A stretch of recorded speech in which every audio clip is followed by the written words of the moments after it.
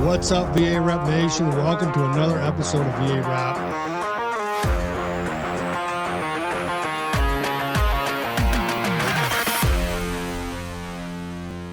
All right, so here we are with Yeimalis. She is a founding member of what chapter? Founding member of the whole VAREP. Oh yeah, see how I set you up for that? Yeah. Currently in the East Bay chapter. Right. Yeah. And then you are in the Hall of Fame. Sí, señor. Tell us about the Hall of Fame. What is the Hall of Fame?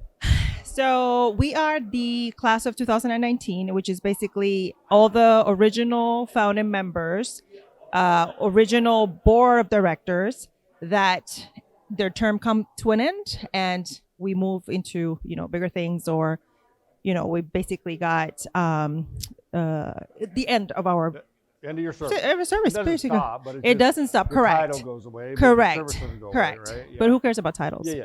How did you meet Son? How did you get into it? So networking, right? Yeah. People, the power of networking. So I was at the Chamber of Commerce event in San Diego. Back Ario Market, I want to say it was 2009, and I was talking to Samuel Luna, Freddie Mac, and I was just having a cocktail with him, and we were discussing the multicultural market, the challenges that were happening with Ario Market. And then because I was the diversity chair of my board back then, and I was telling him that I needed a resource that would allow me to provide information for what was happening for cultural market in the military community. Right. I didn't have anybody. Right. So he's like, oh my God, then you have to meet this person. And that's how he connected me with Son. Oh, shiny teeth himself. Exactly. So, so we ended up connecting, talking about what's going on. Of course, my experience with diversity and other nonprofits. We finished the evening at a primary place. I was the only female in the room, and everything led to another. And then he brought up the effort of VAREP, what he was doing. And he basically said, can I follow up with you after this so we can keep the conversation? I said, of course. And I said, but I'm not a military. I'm a patriot. Right. So we did. And from that point on, everything evolved. So I basically have been involved with the structuring, the connection, the finding out the resources from that until today. I talked to Alvin earlier today, right? He was talking about the piece of paper where it all started, right? Found Alvin, found you, found a few others, and it went from that piece of paper to what's going on in this ballroom. Oh yeah, today, right? Which is amazing. And the efforts we're doing, the stuff we're doing in DC, and the things the chapter's doing. I'll bet when you first got involved, you probably didn't see the vision, right? From that time when you first met him to where we are today, tell me what you're most proud of being part of this. So VAREP is not the only nonprofit real estate industry that I've been involved with. So I have experience with the area of the world, the NAREP of the world. And I have to tell you that for me, what have separated and what has engaged me all the time with what VAREP has to bring, not only for the mission and what we're doing, is the fact that the leadership vision has always been so clear. They don't really know, maybe the how they were going to do things were not clear, but their vision was there all the time. We want this. How do we get there? How do we get there? It wasn't the problem ever, never been a problem. Doesn't matter whether it work or not. The vision was always so clear. And the leadership has been able to actually held themselves accountable at all the levels, right? From the operation side of it, accounting side of it, chapter management. There's because they have that clear vision, and that's such the priority of who we get to be. Yeah. The organization has no problem at calling out what needs to be called out, restructuring, re-evaluating assets internally, and has always been a very smart way to run an organization. So where we are today compared to when we were involved with it, we were involved with the how, right? With figuring out the pieces of the puzzle. Now it's all about growth. Yeah. Now basically we have the pieces together. We can't let it fall apart. Right.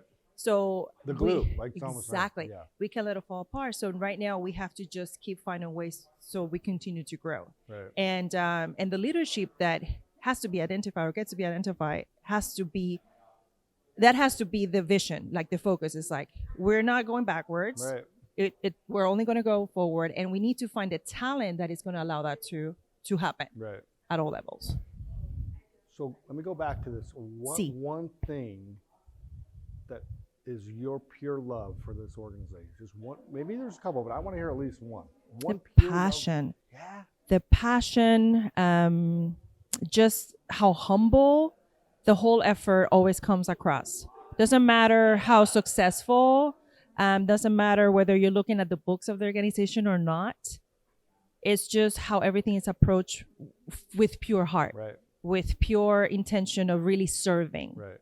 And that's why everybody just sees themselves in it, regardless of whether you have served or not. Yeah. Because everybody comes in with the intention of serving, with humility, Yep. and with a passion that we're going to change it. We're Yeah. going to create that change. I look at the passion piece as a love piece, right? It's a love affair. I think we all have a love affair with the people in these rooms, Yep. with our chapters, and with our veterans in our community. Yep.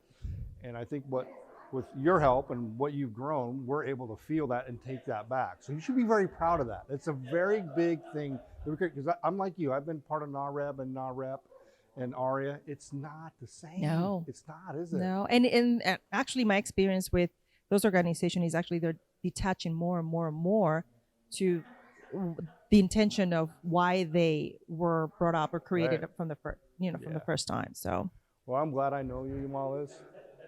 You've been an inspiration since the day I met you. I don't know. I can't think of it. I think it might have been DC, or no, it was San Diego.